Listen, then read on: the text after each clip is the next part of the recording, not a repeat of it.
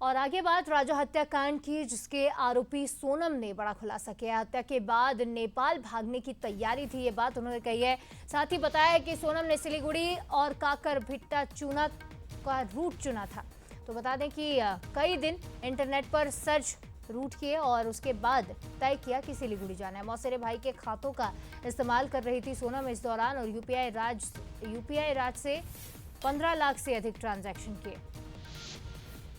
UPI के जरिए राज के साथ 15 लाख रुपए के ट्रांजैक्शन किए, ये बात का खुलासा भी हुआ है। साथ ही ये बताया जा रहा है कि शिलांग पुलिस की पूछताछ में एक बड़े प्लान का खुलासा हुआ है। ऊपरी मंजिल पर निगरानी में सोनम रखी गई थी और बताया जा रहा है कि राज की गिरफ्तारी के बाद नेपाल का प्लान बदला है।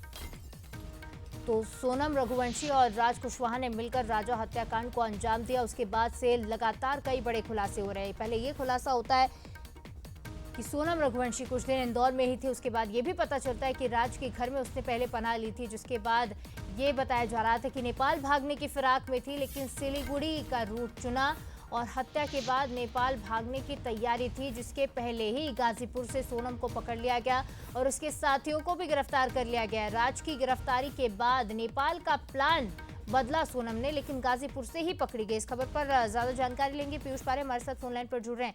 पीयूष, एक के बाद एक कई नए खुलासे, कई दिन इंटरनेट पर रूट सर्च किए और उसके बाद सिलीगुड़ी का रूट चुना। देखिए, अगर बात करें तो जिस तरीके से यहाँ पर राजा रघुवंशी के हत्याकांड को सोनम और उसके साथियों ने अंजाम दिया है, उसके बाद का भी प्लान सीधे तौर पर यहाँ पर सोनम ने बना लिया था।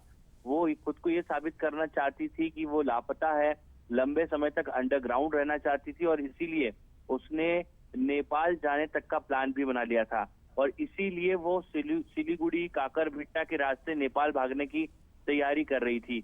और यही वजह है कि सीधे तौर पर उसने ना सिर्फ राज कुशवाहा के साथ मिलकर इंटरनेट पर रूट की सर्चिंग की, बल्कि इसके अलावा कहां से वो नेपाल पहुंच सकती है, इसको लेकर भी पुलिस यहाँ पर बनाई गई। हालांकि इस पूरे हत्याकांड में पुलिस ने आरोपियों को हिरासत में ले लिया है, लेकिन जिस तरीके से यहाँ पर शिलांग पुलिस की पूछताछ में आरोपी खुलासे कर रहे हैं, उससे ये कहा जा सकता है कि कितने शातिर तरीके से उन्होंने इस पूरे हत्याकांड का न सिर्फ प्लान बनाया और फ्यूचर प्लानिंग भी सीधे तौर पर यहाँ पर की गई है।